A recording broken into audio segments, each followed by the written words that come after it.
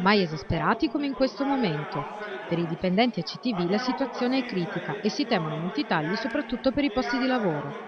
Per questo a Venezia oggi si è tenuta la manifestazione dei lavoratori ACTV che hanno protestato contro i tagli imposti dalla Regione.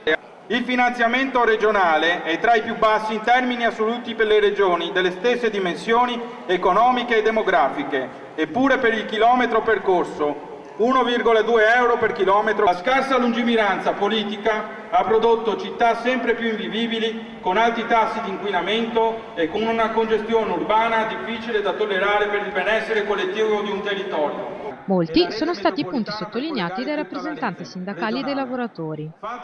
Oggi manifestiamo unitariamente per ottenere due cose.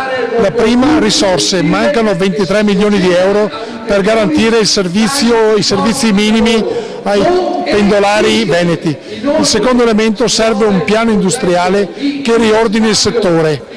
Chiediamo alla Giunta che responsabilmente tiri fuori qualche idea e si dia una mossa, cambiando musica e registro rispetto all'attuale condizione che è inaccettabile per un paese civile. Siamo stanchi di soppressioni, di scarsità del servizio, di scarsa qualità dello stesso. Abbiamo bisogno che si evitino nuovi tagli, un aumento delle tariffe e taglio dei posti di lavoro.